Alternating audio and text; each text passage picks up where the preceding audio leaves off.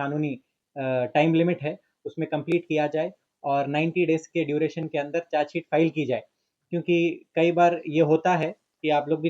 वाकिफ़ है, चार्जशीट जो है क्राइम के साथ जब डेट ऑफेंस और डेट ऑफ अरेस्ट होता है उसके 90 डेज के अंदर चार्जशीट फाइल कर देनी होती है। अगर ना फाइल ना की जाए तो अक्यूज्ड को जो भी अरेस्ट किए गए बाय डिफ़ॉल्ट बेल मिल जाती है उनको। तो मैं बहुत मशकूर हूँ कमिश्नर ऑफ पुलिस साहब सज्जनर साहब का, उनसे भी मैंने मुलाकात की और मैंने रिप्रेजेंटेशन दिया उनको कि एक स्पेशल इन्वेस्टिगेटिंग ऑफिसर को अपॉइंट किया जाए। अब जो प्रेजेंट इन्वेस्टिगेटिंग ऑफिसर जो है उनको मतलब एक special dedicated investigation officer appoint किया जाए, क्योंकि 2 अक्यूज्ड अभी तक नहीं मिले हैं, मुनीर और चाउश, जिसका नाम आप सब वाकिफ है, जो मुजाहिद आलम खान मर्डर अक्यूज नंबर 1 मुजाहिद आलम खान के क्लासमेट्स थे और बचपन के दोस्त थे, जिन्होंने पैसे ले जाकर अनवारुल्लूम कॉलेज से बरकतपुरा घर से ले जाके सुपारी वालों को जिन्होंने ड्राइविंग की और जो मर्डर किया था उनको दिए थे। ये मुनीर और चाउश अभी तक नहीं मिले। 23 मई को इंसिडेंट हुआ, जून खत्म हो गया, जुलाई का बीच में जुलाई आ गया अभी, और फिर अभी तक उनको अरेस्ट नहीं किया गया है। टास्क फोर्स की टीम और अलग पुलिस वाले उनको ढूंढ रहे हैं, मगर पता नहीं इतनी state of the art police रहने के बावजूद भी उनको अब तक ट्रेस नहीं किया गया, अप्रीहेंड नहीं किया गया, अरेस्ट नहीं किया गया। मुझे पता चला है कि वो लोग महाराष्ट्र के शोलापुर में कोई एक बड़े पॉलिटिशियन के फार्म हाउस में एब्सकॉन्ड होकर छुपे हैं। बेंगलुरु और ऊटी में इनके फार्म हाउस में थे और यहाँ से पुलिस की टीम वहाँ पहुंची। जब पहुंची तब तक वहाँ से फरार होकर वो महाराष्ट्र में शोलापुर में कोई एक बड़े पॉलिटिशियन के फार्म हाउस में जाकर उन्होंने पनाह हासिल की है और पुलिस वाले अभी भी उस पर लगे हैं। मैंने कमिश्नर साहब से यही अदबन गुजारिश की है और हमारे एडवोकेट्स एसोसिएशन की तरफ से भी जो कल protest meeting Basheerbagh press club में की गई थी उसमें भी यही किया गया था रिक्वेस्ट कि एक स्पेशल इन्वेस्टिगेटिंग ऑफिसर अपॉइंट किया जाए इसमें, और साथ ही साथ जब ट्रायल शुरू हो स्पेशल पब्लिक प्रोसिक्यूटर भी अपॉइंट किया जाए, क्योंकि ट्रायल जल्द से जल्द हो, फास्ट ट्रैक ट्रायल हो और सही तरीके से मुकम्मल तरीके से ट्रायल हो, क्योंकि क्लिंचिंग एविडेंस इनके खिलाफ है। और एक बात ये है, ये वफ़ का पैसा जो लिया गया था, जो इनका कलेक्शन हो रहा है अनवार उलूम कॉलेज, मदरसे आयज़ा कॉलेज यानी तो मुमताज़ कॉलेज, यही पैसों की वजह से, यही पैसे जो कलेक्ट हो रहे हैं फ़ीस में वक़्फ़ के, यही पैसों की वजह से यही पैसों के ज़रिए से सुपारी दी गई थी और मेरे वालिद को कत्ल किया गया था। तो वक्फ बोर्ड अब तक वक्फ बोर्ड में केसेस चल रहे हैं, हाई कोर्ट में केसेस चल रहे हैं अनवर उलूम कॉलेज के, मुमताज़ कॉलेज के, मदरसे आयज़ा के। 2014 में वाले साहब ने डाला था अनवर उलूम को डायरेक्ट मैनेजमेंट में लेने के लिए, 2017 में भी डाला था, 2017 में स्टे मिला था और फिर उसके बाद विकेट डाल दिए, चल रहा है वो। वक्फ बोर्ड अब तक क्यों कोई कार्रवाई नहीं कर रही है मुझे समझ में नहीं आ रहा है। मैं मिला था वक्फ बोर्ड में भी जाकर, अब तो वक्फ बोर्ड के बारे में कुछ अब क्या ही बोला जाए तेलंगाना वक्फ बोर्ड के बारे में।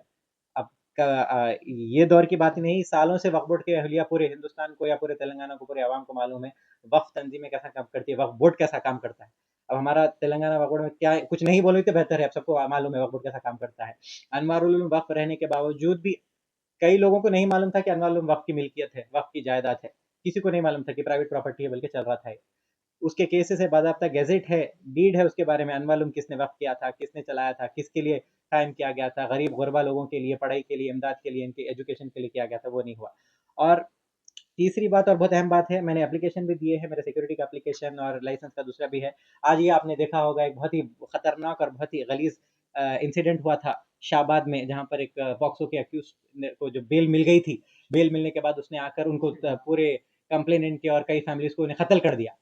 तो ये तो लोग जो, मैं जहाँ कंप्लेनेंट हूँ, मैं सोल विटनेस हूँ, लीड विटनेस हूँ, मैं लीड विटनेस हूँ, साथ ही साथ मेरे दूसरे विटनेसेस भी हैं। मगर डिफैक्टो कंप्लेनेंट मैं रहने की वजह से डर मुझे नहीं है किस चीज़ का, मगर कल के दिन अगर इनको बेल मिली, चार्जशीट टाइम पे फाइल नहीं की गई, इन्वेस्टिगेशन सही तरीके से तकमील पर नहीं पहुंचा, सही इन्वेस्टिगेशन ऑफिसर नहीं अपॉइंट किया गया, स्पेशल इन्वेस्टिगेशन टीम जो मैंने मांग की थी कमिश्नर साहब से और उन्होंने कहा कि हम गौर फिक्र करेंगे, एसआईटी कॉन्स्टिट्यूट करेंगे, अगर ये नहीं हुआ और कल के दिन बेल पर आए, तो ये क्या है, पैसे से अंधे लोग हैं ये जो है अनवालुम का वक्त का पैसा खा के, ये जो आलम खान फैमिली बरकतपुरे की है, पैसे के अंधे हैं ये लोग। अब मैं आपको और एक बात बताऊंगा, मैं आपको सुनाऊंगा, आप लोग परेशान हो जाएंगे सुनकर। इनको पैसे का गुरूर तकब्बुर है, खुशामद परस्त लोग हैं ये लोग, पूरे हैदराबाद का मालूम खुशामद परस्त लोग हैं ये। आलम खान, महबूब आलम खान और मुजाहिद आलम खान अनवारुल पर काबिज है कई सालों से, मुमताज़ कॉलेज पर काबिज है कई सालों से, और फिर मदरसे आयज़ा जिसकी प्रॉपर्टी को हड़प करके इन्होंने नवाब शाह आलम खान कॉलेज बना लिया उनके बाप के नाम पर, जो कि भी वक्फ प्रॉपर्टी है। तो ये तमाम तर जो पैसे की फैक्ट्री है वक्फ का है, वक्फ का पैसा जो वक्फ को कन्वर्ट करके सोसाइटी बनाकर, कॉलेजेस को कन्वर्ट करके मुशायरे कंडक्ट कर लेकर, लीडरों को बुलाकर पूरे अवाम में एक इमेज किया गया कि इनकी ज़ाती मिल्कियत है। ये ज़ाती मिल्कियत है ही नहीं। वालिद साहब इसी केसेस लड़ रहे थे, यही केसेस लड़ रहे थे और यही केसेस की वजह से उनको मालूम था आज नहीं तो कल वक्फ बोर्ड एक्शन ना ले तो कोर्ट के थ्रू एक्शन हो जाएगा।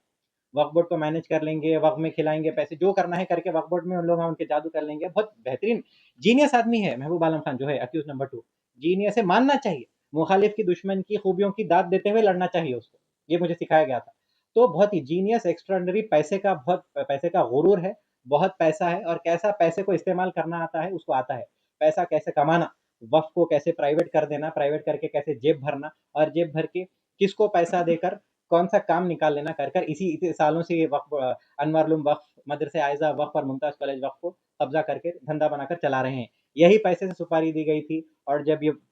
कल नहीं तो परसों जब चले जाने वाले थे, तो उस सिलसिले में फ्रस्ट्रेट होकर कहीं पर भी उनको कुछ रिलीफ नहीं मिल रहा था, मालूम था आज नहीं तो कल ये जाने वाला ही है, तो इन्होंने ये एक्सट्रीम इकदाम उठा दिया। So these people are blinded my money, पैसे का गुरूर है, कल के दिन कुछ भी इकदाम कर लेंगे ये लोग, कोई भी इकदाम कर लेंगे। शाहबाद का किस्सा आपको मालूम है, तो इनको कुछ पढ़ना नहीं है, आदमी आधे कीचड़ में ऑलरेडी है, तो एक ही कांटा बचा हुआ है, बच्चा बहुत बोल रहा है इन्हें ही है, इसको कर देना, कर सकते हो लोग। मैंने बोल भी दिया है, थ्रेट मुझे है, मुझे डर नहीं है, थ्रेट है, मगर कल के दिन मैंने फर्स्ट प्रेस कॉन्फ्रेंस जब वालिद का इंतकाल हुआ, पोस्टमार्टम के लिए बॉडी को उस्मानिया ले जा रहा था, बार काउंसिल के एडवोकेट्स और दूसरे भी थे, मैंने बोल दिया था, मैंने शक नहीं किया किसी पे, मैंने कंफर्मेशन के साथ कहा कौन जिम्मेदार है।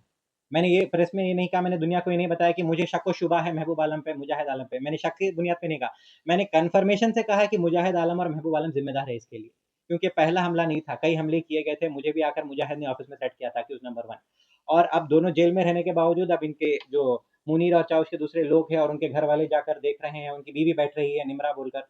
जाके अपने पैसे कलेक्ट कर रही है, पैसे कलेक्ट कर कर जो भी फीस डोनेशन, जून जुलाई सीजन एडमिशन का सीजन है, तो चल रहा है। तो अकाउंटेबिलिटी नहीं है, वक्फ बोर्ड तो वक्फ बोर्ड ही है, अकाउंटेबिलिटी है नहीं, केसेस चल रहे हैं, केसेस चलते रहेंगे, सालों साल चलते रहेंगे। हाँ, नतीजा पहुंचेगा, मुझे भी मालूम है वकीलों, नतीजा पहुंचेगा, लंबा रहेगा, जब तक पैसे आते रहेंगे।